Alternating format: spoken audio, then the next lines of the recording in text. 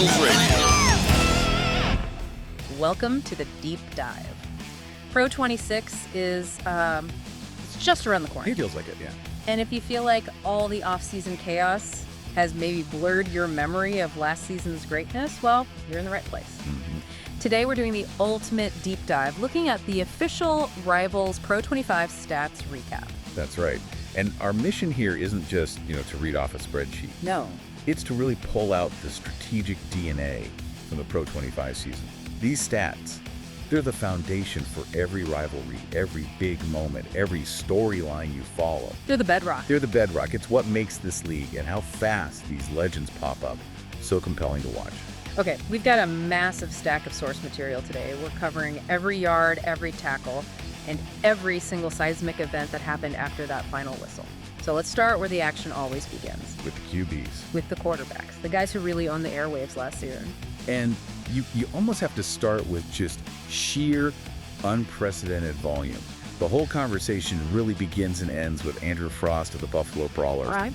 He hit a level of dominance that, it just completely redefined the position. Dominance doesn't even begin to cover it. We're talking 6,106 yards passing. Just think about that number for a second. It's spectacular on its own, but then you add the context, right?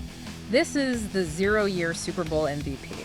The very first champion crowned in this league's history. You're watching a legend in real time. And the real story, the structural insight, is in those 64 touchdowns. 64. That number tells you everything about the Brawlers' offensive scheme. They weren't just passing, they were relentless. They ran the highest percentage of no-huddle offense in the entire league. Which just exhausts defenses. Completely. It forces them into a high mistake tempo. And that's exactly how Frost was able to pick apart those secondaries for that. Just eye-watering number of scores. Yeah. Okay, so if Frost was the league's, let's say, apex predator, how can we really say his rivals were hot on his heels? The touchdown gap was a canyon. It really was. Trent Curtis for the Orlando Sharks had 5,826 yards, and Nigel Crothers of the Philadelphia Fury, 5,800. Close in yardage, but way off in scoring. And that efficiency gap is so critical, but it highlights different team philosophies. Crothers, for instance, he's the definition of an X-Factor player. Right, former lead MVP. Exactly, but X-Factor means high volatility.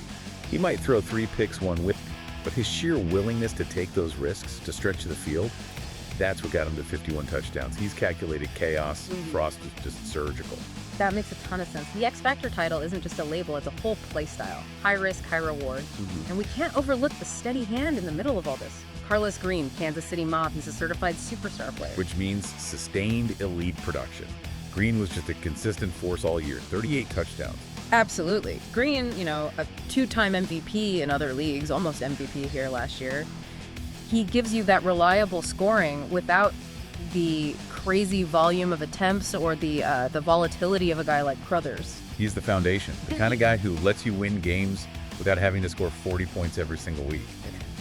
So while Frost was showing how much you can dominate through the air, even the best passing attacks need balance. You need it. To really understand the Brawler's statistical dominance, we have to immediately turn to the rushing champion, who was, he was a huge part of their success. We go from the gunslingers to the workhorses. And the rushing champion was, you guessed it, Ronnie Leake. Another Buffalo Brawler. Of course. 1,956 yards. When you connect that to their passing game, you see why they were nearly unstoppable. They could just pick their poison. And Leake is a superstar for a reason. He's that tough, fast, north-south runner. Nearly 2,000 yards of pure grit. Yeah. That's not just about his talent either. It says so much about the blocking, the power of that Brawlers O-line last year. They just paved the way for him. He had to earn that title, though. Sergio Levy of the Austin Strangers was right there with him. A true workhorse, racking up 1,714 yards. And Levy was doing it when his team was struggling. That's the strategic implication, right? He was the primary focus of every single defense he faced. He was literally carrying that offense on his back. And you round out the top 3 with Hugh Bush from the Los Angeles Reign, who just powered his way to 1,577 yards. These 3 guys really set the standard. And if we shift to rushing touchdowns, Leake still led the league with 16, just unstoppable near the goal line. But the most interesting story here, for me at least, is a defensive scheduling nightmare.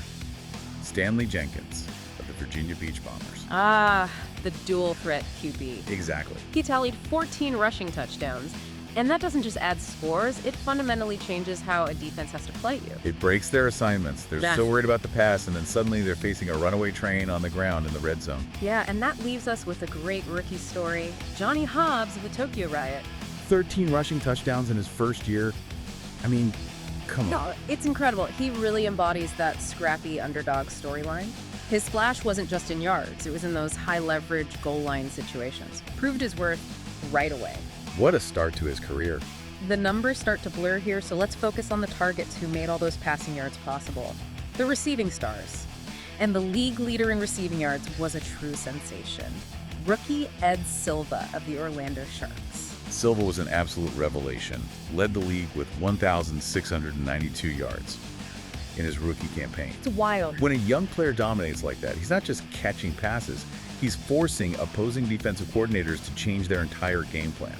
He was turning 5-yard hitches into 15-yard gains. It's eating up cushions. All day. He's already being called a future superstar, and you can see why the stats absolutely back it up. And you contrast that youth explosion with, the rock-solid consistency of a superstar like Terrence Andrews of the Buffalo Brawlers. Another brawler. Another one. Andrews was second in the league with 1,563 yards.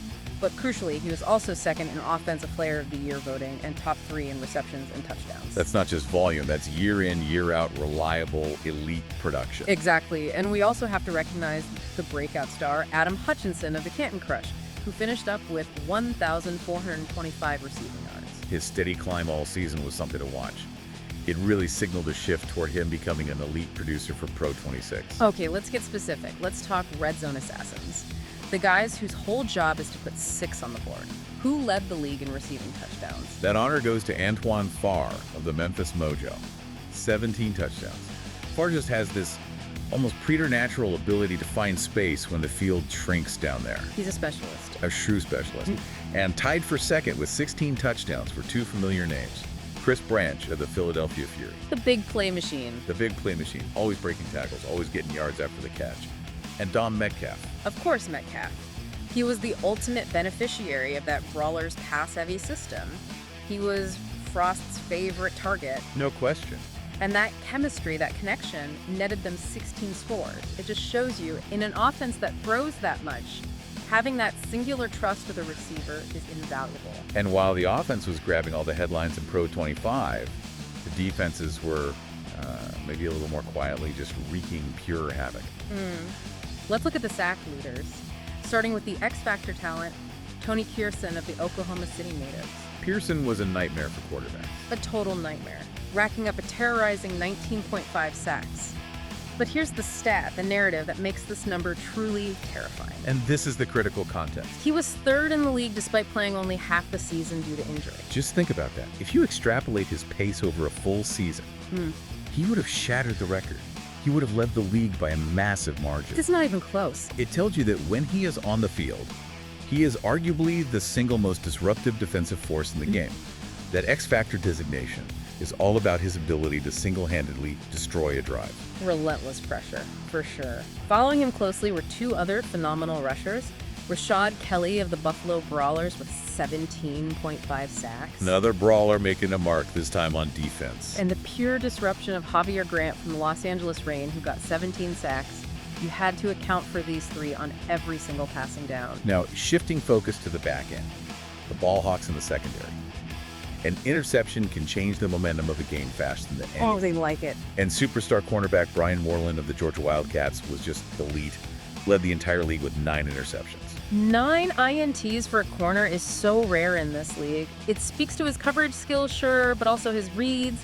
He wasn't just getting picks off tip balls, he was baiting quarterbacks into bad throws. A true shutdown player. And then you had a group tied in that next tier with 5 interceptions each, showing they were always around the ball. That group includes Marquise Turner of the Arizona Sandstorm, who was always showing up in clutch moments, and Jamichael Spellman of the Salt Lake Sting, a certified turnover machine. Just a knack for finding the fumble or that errant throw. Exactly. Okay, before we get to the massive shifts that define the offseason, we have to acknowledge the guys who run the defense from the inside out, the tackling machines. The anchors. The true anchors. The heartbeat of any defense is that middle linebacker. And leading the league in tackles was Roman Griffith of the Vancouver Mammoth, 102 stops. He is the definition of a defensive captain, someone who not only makes the tackles but gets the whole unit lined up. His consistency is what kept the Mammoths competitive. And tied for second with 94 tackles were two players who got to that number in slightly different ways. You had Bryson Griffin of the Pittsburgh Prowlers. Yeah. A true sideline-to-sideline player, had the speed to cover so much ground and make those tackles in space. And while Griffin was covering ground, you also had Dorian Davis of the Memphis Mojo, also with 94 tackles. Right. Davis is more of your classic in-the-box tackling machine, just stuffing the run, dominating in short yardage situations. Yeah. The context matters. Same number, but very different defensive roles. It really shows the diversity of elite talent in the league. Okay. And now, we get to the earthquake. The off-season. The trades and moves that completely reset the league structure. We spent all this time establishing the statistical kings of Pro 25, and now Pro 26 will be defined by how those kings adapt to new kingdoms. The sheer magnitude of the talent turnover is just, it's unprecedented. The league, and especially the Brawlers' dominance, was built on the production we just outlined. And when those building blocks move, Everything shakes. you can't even talk about Pro 26 without hitting these three major moves. First, the passing king himself, Andrew Frost, leaves the Brawlers for the Seattle Grunge. Just stop and think about that. Yeah. The top statistical QB from last season is changing conferences. Then second, Frost's favorite target, the touchdown machine Dom Metcalf, is traded from the Brawlers to the Mexico City Firebirds. So that chemistry is just gone. Two statistical leaders now have to build new rapport with completely new offensive systems. And third, the league's interception leader, superstar cornerback Brian Moreland, is now a Georgia Wildcat. The movement of that much elite talent is going to make Pro 26 wildly unpredictable. So if we connect all this data to the future, we can start to analyze the potential implications for Pro 26. The biggest question mark is Andrew Frost adjusting to the grunge system. For sure. His talent is undeniable, but that Brawlers no-huddle system really maximizes his specific skills. I mean, we expect big numbers, but the adjustment period might lead to a slow start. But the Brawlers might find stability right where we started with the running backs. If they pivot and lean heavy on the ground game to make up for losing Frost, Which they might have to. Ronnie Leake could absolutely repeat as the rushing champ, but that seems like a very reasonable prediction based purely on strategic necessity. And defensively, the prediction is simple. Watch Tony Pearson. If he's healthy. If he can stay healthy for a full Pro 26 season, we are forecasting a clear run for Defensive Player of the Year. He is the X factor with the absolute highest ceiling for disruption. And finally, a repeat prediction for the red zone. Antoine Farr leading the league in receiving TDs again. I like that one. He's proven he's the ultimate red zone threat, and that's a portable skill. It travels well no matter who's throwing him the ball. He just knows how to get open when it matters most. And that is your comprehensive Rivals Pro 25 recap. Every single player, every statistic we mentioned today, it's crucial because they set the high watermark for what's coming next. Yeah. This is the history these athletes are going to be measured against in Pro 26. They absolutely shaped last season, and now they're ready to make history all over again in new places with new challenges.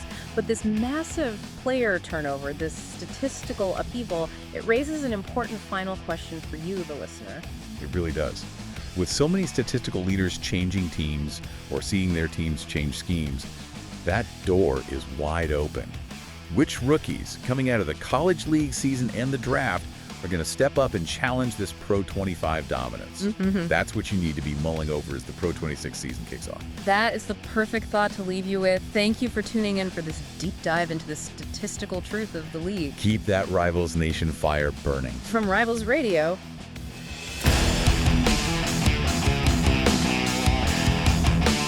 It's Rivals Radio.